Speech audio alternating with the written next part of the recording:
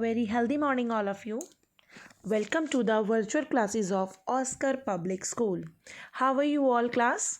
I hope you all are fit and fine at your home. So, students, what we are continue? Yes, we are continue the chapter number 7 of civics. As you know that beta, this is our last chapter of civics and our syllabus also. After that, we have to doing the revision of all the chapters. So, in the yesterday class, we have already read about the and learning objects of this chapter. And what is the name of this chapter? Urban administration. Repeat after me. Urban administration. Again repeat. Urban administrations.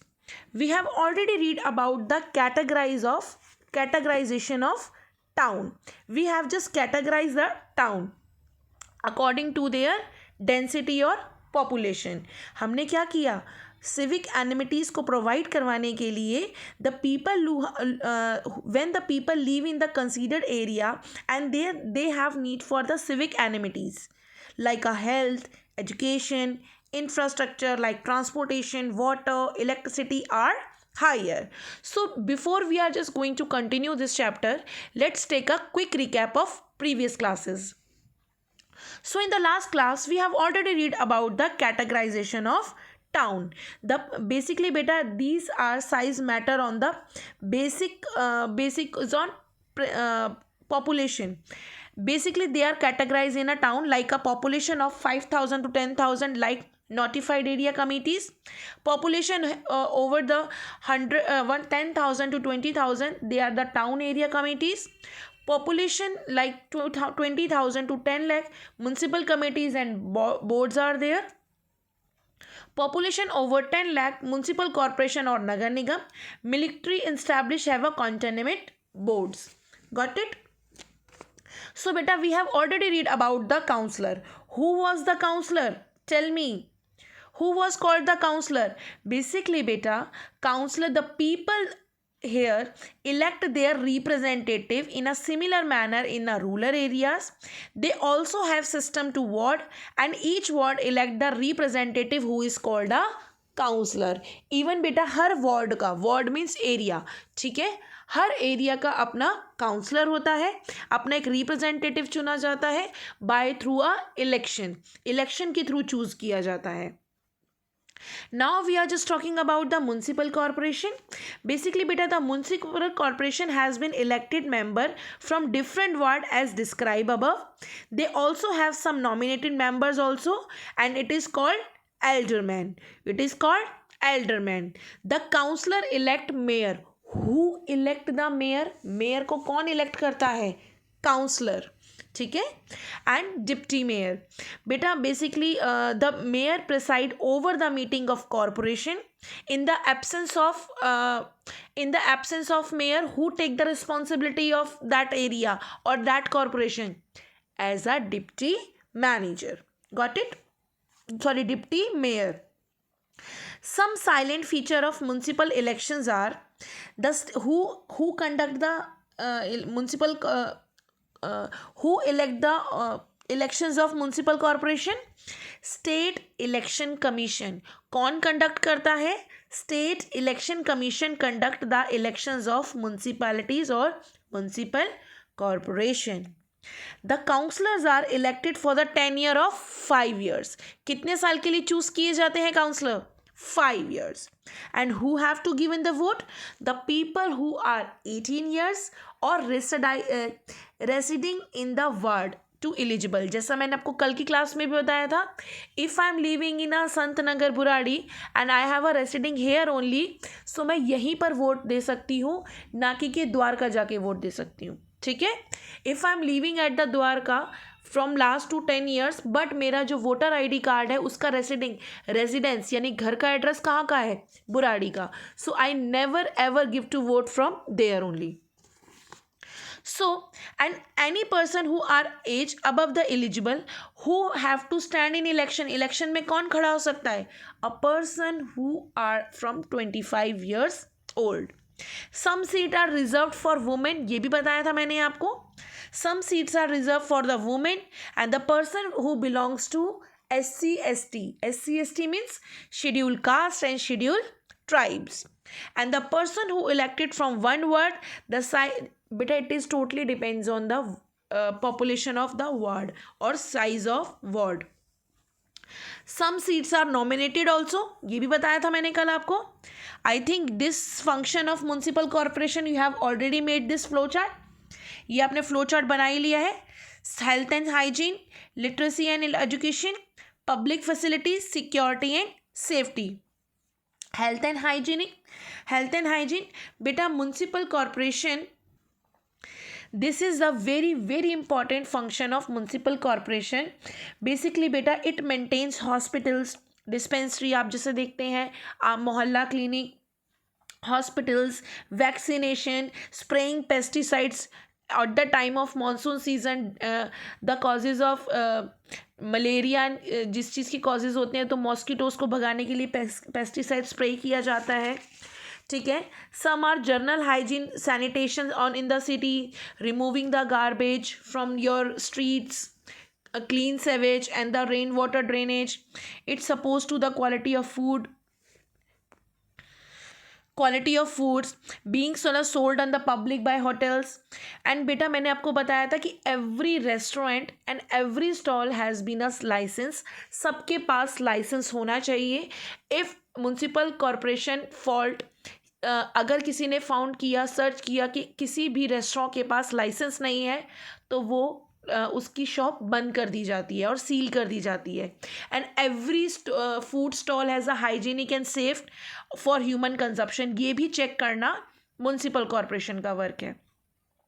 It is supposed to establish, maintain public toilet as well, literacy and education. It's supposed to build, run school, supervision of quality of education, so on. And they has to create the mobile libraries. मैंने कल बताया था आपको basically what is that mobile library? A library on a vehicle which goes from colony to colony and allow people to read newspapers while the vehicle is parked and drawn book from reading or in their own time. Got it बच्चे?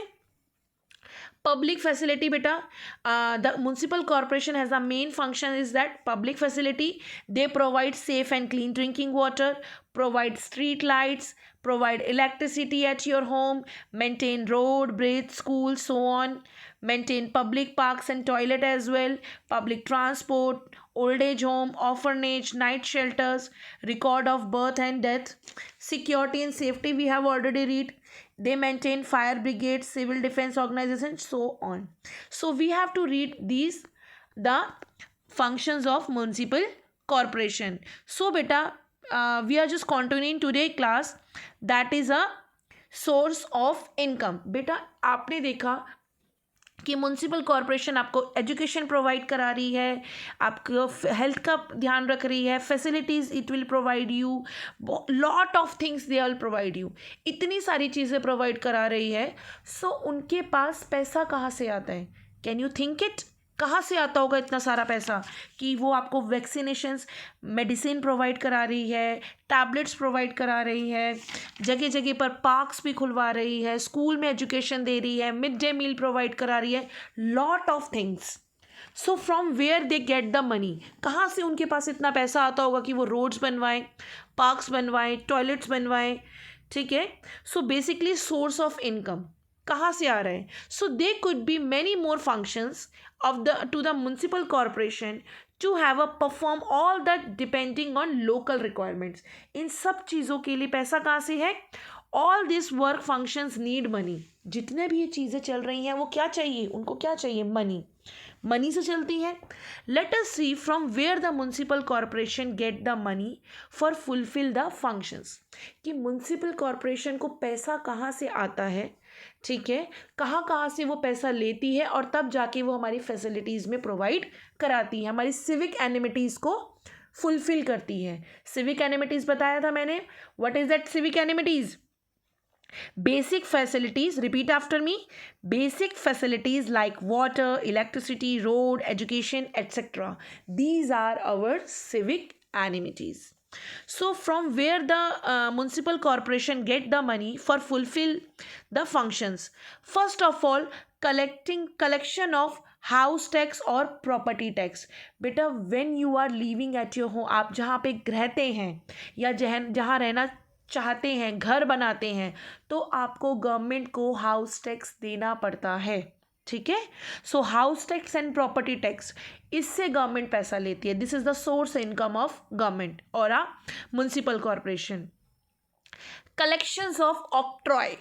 What is that octroi? Octroi क्या है बेटा? Tax divide on goods entering the city. आप देखते हैं बेटा, you are using some plastic, you are using some things, मतलब आप जो भी चीज़ें खा रहे हैं या फ्रूट्स खा रहे हैं, वो क्या आपकी स्टेट में ग्रो हो रहा है? Sometime yes, sometime no. दूसरे स्टेट से हमारे स्टेट्स में आ रहा है, तो उस स्टेट्स को, चीज़ें को यहाँ से वहाँ, उस गुड्स को एंटर करने का भी टैक्स देना होता है. Like for example your school bag. This school bag is made, या आपका जो स्कूल बैग आप यूज़ कर रहे हो, ये कहाँ बन रहा है? राजस्थान में. This is the example. I am just giving you example. जो स्कूल बैग आप यूज़ कर रहे हो, ये स्कूल बैग कहाँ बनता है? एट राजस्थान. सो जब वो राजस्थान से दिल्ली आएगा, तो उसको दिल्ली में एंटर होने का टैक्स देना पड़ेगा. ठीक है. That is called octroi. ठीक है. इसको क्या कहते हैं? ऑक्ट्रॉय. सो ऐसे ही जो एक स्टेट से दूसरे स्टेट में जाने का, सामान एक से इधर से उधर ले जाने का टैक्स देना होता है. That is octroi. So this is, ये ऑक्ट्रॉय ट्रस्ट से भी म्युनिसिपल कॉरपोरेशन को पैसा मिलता है, जो कि वो हमारे सिविक एनिमिटीज़ में यूज़ करती है. Fee on registration of birth and deaths. जैसे I have already told you कि the functions of under the municipal corporation, it is also responsible to maintain records of birth and death. यानी कि हम पैदा कब हो रहे हैं, मर कब रहे हैं, इन सब का रिकॉर्ड भी हमें म्युनिसिपल कॉरपोरेशन को देना होता है. तो उसकी कुछ रजिस्ट्रेशन फीस होती है. ठीक है. सो वो म्युनिसिपल कॉरपोरेशन लेती है और आपको एक सर्टिफिकेट बनाती है, like your birth certificate as well as death certificates. So government वहाँ से भी पैसा, this is also a source of income. ठीक है. Income of municipal corporation. बेटा just relate with your life. ये आपकी जो बात की जा रही है, ये आपके डेली टू डेली लाइफ की बारे में बात की जा रही है. आपने कहीं ना कहीं ये चीज़ अपने आसपास में ऑब्जर्व करी होगी. लाइक आप घर का कितना सामान यूज़ करते हो, वो कहाँ से आता है? फ्रॉम अदर स्टेट से. कुछ वेजिटेबल्स अलग स्टेट से आती हैं, तो उसके लिए भी ऑक्ट्रॉय देना पड़ता है आपको. ठीक है. आप जिस घर में रह रहे हैं, आपके फादर ने घर बनाया, आपके दादाजी ने घर बनाया है, उस घर को बनाने के लिए भी आपने हाउस टैक्स दिया होगा. आपका बर्थ सर्टिफिकेट बना होगा, तो उस बर्थ सर्टिफिकेट को देने के लिए गवर्नमेंट को कुछ पैसा देना पड़ता है. That is a fee of your birth certificate. So municipal corporation को हमें पैसा देना पड़ता है. Entertainment tax on fares. आप किसी भी मेले में जाते हैं, लाइक प्रगति मैदान, अदर कोई मेला, कहीं पर भी किसी फेयर में जाते हैं, सो हमें एंटरटेनमेंट टैक्स देना होता है. When you are going for the movie, आप मूवी देखने जाते हैं, उस मूवी के लिए भी आपको टैक्स देना पड़ता है. So that would be under the municipal corporation को पैसा जाता है वो. When you are going to the motor vehicle registration, when you are purchasing some any vehicle, आप कोई व्हीकल खरीदते हैं, चाहे वो कार हो, बाइक हो, स्कूटर हो, स्कूटी हो, साइकिल हो, सो आपको उसका रजिस्ट्रेशन कराना पड़ता है, जिसको हम आरसी बोलते हैं, रजिस्ट्रेशन सर्टिफिकेट. सो उस रजिस्ट्रेशन का भी हमें पे करना पड़ता है. रोड टैक्स पे, आपको एक जगह से दूसरी जगह जाने के लिए भी रोड टैक्स पे करना पड़ता है. टोल टैक्स देना पड़ता है. This is the toll tax. When you are going for the other state, आप अदर स्टेट में जाते हो, तो आपको टोल प्लाजा पे टोल टैक्स देना पड़ता है. सो ये पैसा कहाँ जाता है? म्युनिसिपल कॉरपोरेशन को. एंड दैट म्युनिसिपल कॉरपोरेशन वो आपकी सिविक एनिमिटीज़ में उस मनी को यूज़ करती है. This is the big cycle of money. आप उन्हें पैसा देते हैं टैक्स के तौर पर, और म्युनिसिपल कॉरपोरेशन वही पैसा हमारी सिविक एनिमिटीज़ में यूज़ करती है. Got it. Tax on water. आपको पता है वाटर पे भी आप टैक्स देते हो, इलेक्ट्रिसिटी पे भी टैक्स देते हो. सर्विसिंग पे टैक्स. आप कहीं रेस्टोरेंट में जाते हो, जो आपने खाना खाया उसका बिल तो होता ही होता है, और उसके बाद भी एक्स्ट्रा टैक्स का आपको बिल देना पड़ता है. ठीक है, सर्विस टैक्स देना पड़ता है, parking fees, rental for market and buildings. आप देखते हो कहीं मार्केट में जितनी भी स्टॉल्स हैं, रेस्टोरेंट्स हैं, उन्हें एवरी मंथ कुछ ना कुछ पे देना पड़ता है म्युनिसिपल कॉरपोरेशन को। दिस इज द रेंटल और market tax. Grant from the state government, यानी कि कभी हम कोई ज़मीन किसी गवर्नमेंट से उधार लेते हैं उस पर काम करने के लिए, सो हमें वो भी चीज़ गवर्नमेंट को देनी पड़ती है। सो बेसिकली क्या है, these are the taxes from where the municipal corporation gets the money to fulfil the functions. बेटा इट इज़ वेरी इजी, आप अपने आसपास के चीज़ों से इसको रिलेट करके देखिए। आपने टोल प्लाजा भी देखा होगा, आपके पेरेंट्स कहीं जाते हैं तो वो पार्किंग का टैक्स पैसा भी देते हैं। सर्विस, आप when you are going for the restaurant आप सर्विस टैक्स भी देते हैं। आपके पेरेंट्स के ने गाड़ी कार या कोई कार या फिर बाइक, स्कूटर, टू व्हीलर कुछ भी लिया होगा तो आपको रजिस्ट्रेशन का पैसा देना पड़ता है। बर्थ सर्टिफिकेट सब बच्चों के हैं तो आपने बर्थ सर्टिफिकेट की फ़ी दी है। So these are the things और these are the things which with the municipal corporation get the money for fulfilling the functions. Now subcontracting, beta subcontracting means in the present day many municipal corporation get away some of their task private agency, यानी कि अब बहुत सारी ऐसी चीज़ें हो गई हैं जो गवर्नमेंट ने प्राइवेट एजेंसीज को सौंप दी है। For example they may give a electricity distribution and collection of electricity bill to private agency. They give away contract to collection of parking fees to contractor and take the monthly fee from the contractor for development the work. For example like this एक there is a one area जहाँ पर government की parking है, सो वो क्या करेगी government, उसको lease पर दे देगी, ठीक है, यानी कि उसको एक तरीके से आप कॉन्ट्रैक्ट पे दे देगी। तो जो बहुत सारे कॉन्ट्रैक्टर्स होते हैं वो उसको मंथली चलाएंगे और गवर्नमेंट उससे एज अ किराया महीने का लेती रहेगी कि मुझे इतने इस एरिया से इतना पैसा पार्किंग से चाहिए, मुझे इतना चाहिए। फॉर एग्जाम्पल मुझे एवरी मंथ 10,000 रुपीज़ चाहिए इस पार्किंग से, 10,000 के रुपीज़ के जितने ऊपर आएगा आप वो कॉन्ट्रैक्टर्स अपने पास रखेगा और गवर्नमेंट उससे एवरी मंथ इतना पैसा लेगी। बेटा जो भी मैं अमाउंट बोल रही हूँ this is only a example, आपको समझाने के लिए। I am not giving a accurate amount कि इतना लेती है, ठीक है, लेकिन I am just giving you example कि फॉर एग्जाम्पल इतना पैसा, ठीक है बेटा। People and governance in urban area, like how the people and governance in the urban areas. Basically बच्चे there is a large population in the cities, it is not the possible to have meeting like a gram sabha in a rural area. जैसे हमने बताया था बेटा in the rural area monthly and और thrice in a month क्या हो रहा है, मीटिंग हो रही है, ठीक है, ग्राम सभा के सभी लोग आ रहे हैं, मीटिंग हो रही है। But in a urban area it is not possible just because of large population. It is not possible to have a sitting और a lack of people to take a decision. हज़ारों लाखों लोग एक साथ आकर डिसीजन नहीं ले सकते and which were not a practically as well. So in the urban area the procedure are more streamline, people are more educated, therefore the counselor keep the check the functioning and the committee and the department. Basically बेटा इन सब चीज़ यहाँ पर शहरों में रहने वाले लोग कैसे हैं, एजुकेटेड हैं, समझदार हैं, चीज़ें अच्छे से समझ जाते हैं, तो इसके लिए अलग से फंक्शनिंग एंड कमिटीज़ बनाई जाती हैं, डिपार्टमेंट्स बनाए जाते हैं। They have conscious that is do not fulfill their responsibility toward the people, they would not be elected the next time.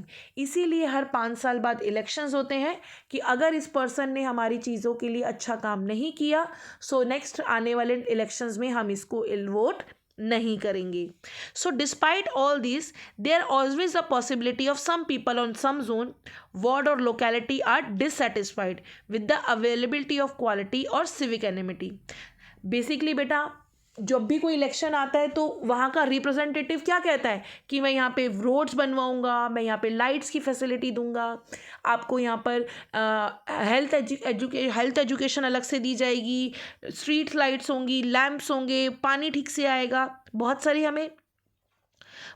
हमें ब्राइब भी देते हैं, लालच देते हैं हमें।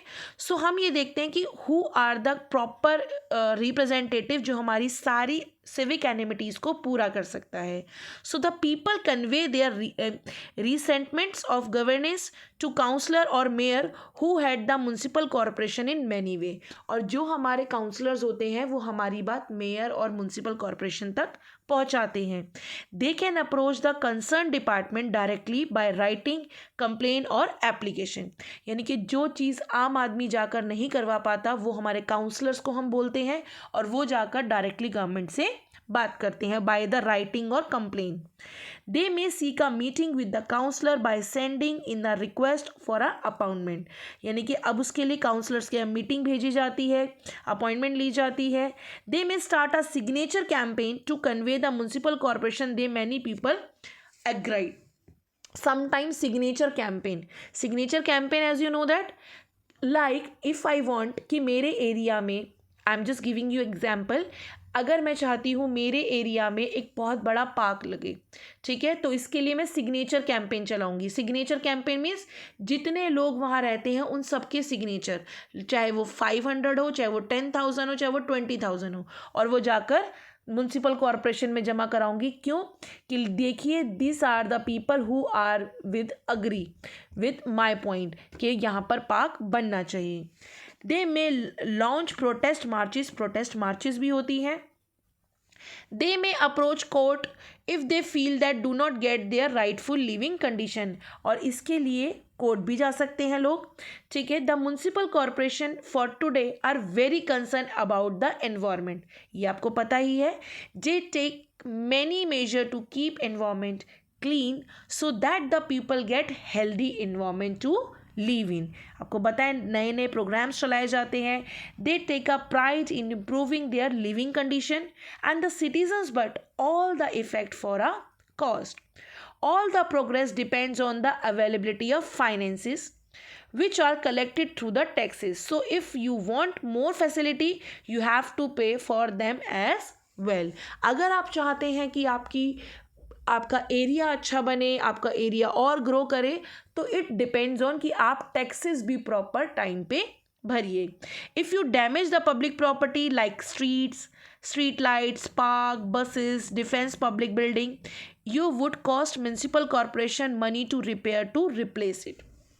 आपने देखा है बेटा बहुत सारे ऐसे लोग होते हैं जो पब्लिक प्रॉपर्टी को डिस्ट्रॉय करते हैं, डैमेज करते हैं, ठीक है. सो समटाइम उनसे फाइन भी लिया जाता है. This money is our money that we municipal corporation uses. बेटा जो मनी जो मैंने आपको बताया ना, this is the big cycle of your money, कि जो भी हम टैक्सेस के रूप में पैसा देते हैं वही चीज़ हमें वापस मुड़कर मिलती है. सो इसके लिए बहुत ज़रूरी है कि हम मनी को म्युनिसिपल कॉरपोरेशन हमारा दिया हुआ पैसा ही यूज़ करती है. So we should careful not to damage their facilities. तो ये हमारी भी रिस्पॉन्सिबिलिटी बनती है कि हम उस प्रॉपर्टी को डैमेज ना करें. Aside from this, बेटा each home have one should two different bins. सभी के घर में 2 डिफरेंट बीन्स मीन्स डस्टबिन्स होने ज़रूरी हैं. सेपरेट गार्बेज इनटू 2 कैटेगरी में first is biodegradable and second is non biodegradable. आपने साइंस में भी पढ़ा है biodegradable and non biodegradable. So biodegradable waste including organic waste, for example kitchen waste, vegetable, fruit, flower, living garden and paper. Biodegradable waste हमें किस में डालना चाहिए? बेसिकली बायोडिग्रेबल वेस्ट कौन सा होता है? जो कि नेचुरल है, like paper, kitchen waste, vegetable, fruits, flowers, leaves, so on. Non biodegradable waste which can be segregated into, यानी कि जिसको हम दोबारा रिसाइकल नहीं कर सकते, जैसे कि recyclable like plastic. So recyclable waste plastic, paper, glass, metal etcetera. Toxic waste old medicine, paints, chemical bulbs, spray cans, fertilizer and pesticide container, batteries, shoe polish etc. These are the toxic waste. यानी कि जो जहरीला waste है वो ये है. बेटा we have to done exercise A part, B part, C part and D part. All this part you have to do in your notebook. All the question answers in this only. Beta use black and blue pen and I hope you understand this video very well and complete your work as soon as possible. कोई भी बच्चा pending work नहीं छोड़ेगा. I think your syllabus is finished now, and please complete your work as soon as possible. All the answers is here only. Thank you so much, students.